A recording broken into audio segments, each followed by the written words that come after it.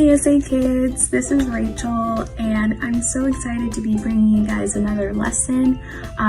Today we are going to be talking about a man named Gideon and how he was able to put on the armor of godliness, which is very appropriate, especially now that we're in this series that is talking about the different pieces of armor that the Lord gives us and how we can use them in our daily lives to combat and pray against the things that may come against us. But before we dive into our lesson today, I have a question for you. And so my question is, what is either one of your favorite things to look at or one of the things that you've noticed maybe more recently in nature? I know now that we've been home, we have a little bit more time to rest, or maybe you're noticing things outside or around you that maybe you didn't before because you were so busy.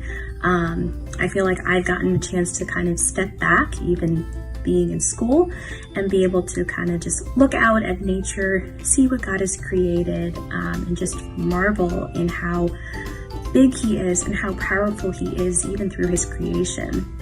One of my favorite things to look at is actually going to be coming up soon in the next couple of months when we transition into fall, or maybe you guys know it as autumn. So where I live and where I grew up, a lot of our trees will turn, or the leaves will turn into this beautiful red, orange, and yellow colored leaves. And it's just so beautiful to see and to walk through or even drive by. And it's just a reminder to me of how good God is, how great He is, and just how amazing the things are that He's created for us to see and to recognize and to remember who He is. So, with that being said, let's dig into our lesson today. So today we're going to be talking about a man named Gideon. Now, Gideon lived in the time of the Old Testament. So this is before Jesus came, before we know all the things that happened in the New Testament. Gideon lived in the Old Testament, and his story is found in the book of Judges, specifically Judges chapter 6. And actually, I have my Bible right in front of me.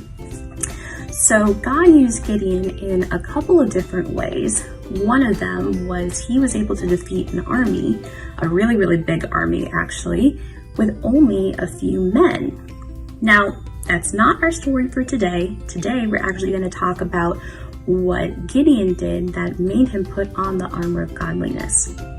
So back in those days, the Israelites, who were also known as God's people, they would sometimes do their own thing. So they wouldn't obey God. They would do evil in the eyes of the Lord. They just did not listen. They wanted to do their own thing. And as God's chosen people, he didn't like that. That was not who they were called to be. That's not who the chosen people were supposed to do. And so, unfortunately, the Israelites during this time, they were being threatened. They were under kind of the oppression of the people called the Midianites. And so the Midianites were the enemies of the Israelites, these very oppressive enemies, for about 7 years or so. Now, around this time, an angel of the Lord came to Gideon and told him, "Hey, I need you to prepare. You are going to be the person that is going to deliver the people of Israel. This is what we got to do." So, one of the first things that Gideon had to do, way before he prepared for battle, way before he got his army together, which is why he had to put on the armor of godliness before putting on any physical armor, was he needed to tear down an altar. So, I had mentioned before, the Israelites, they kind of did their own thing. They didn't follow God. Well, one of the things that they did, which was not very good, was they built altars to other gods, especially some of the gods of the neighbors or the neighboring tribes that were nearby them. And so in particular, there was this one false god that they had built an altar to called Baal. And so they had altars all around where they were, and they worshiped this false god instead of worshiping the one true God. So basically the Lord said, "Nope, this is not going to work. My people need to worship me because I am the one true God. Baal is the false god. So Gideon, this is what you're going to do. You are going to tear down the altar to Baal, and you're going to build an altar to me. And so that's what Gideon did. Now, you have to remember too, a lot of Gideon's family, his friends, his neighbors, people that were there, they were worshiping this false god too.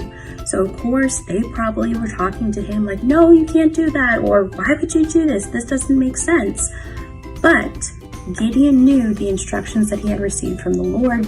He had to put on that godliness and recognize that, no, the Lord is the one true God. This is who I serve. This is who I obey, and I'm going to listen to his word.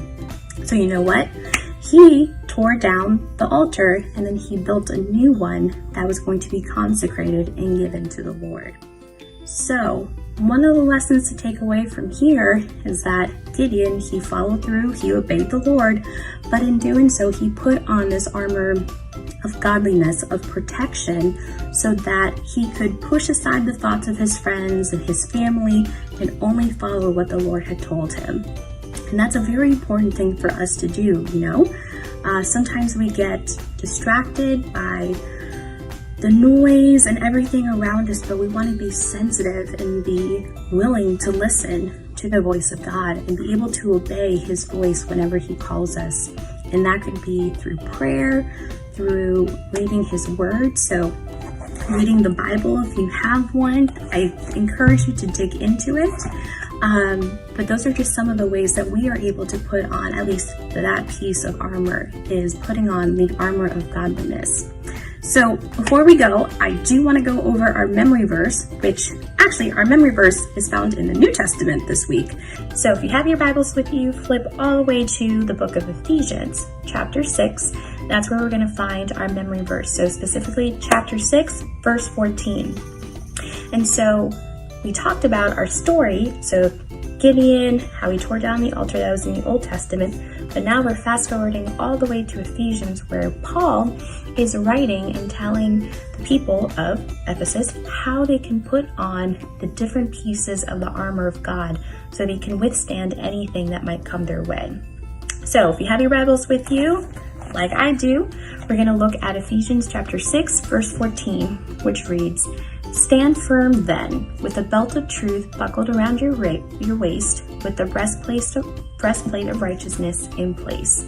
So that breastplate that we were talking about, that armor of godliness that Gideon put on, that's the same thing as putting on the breastplate of righteousness.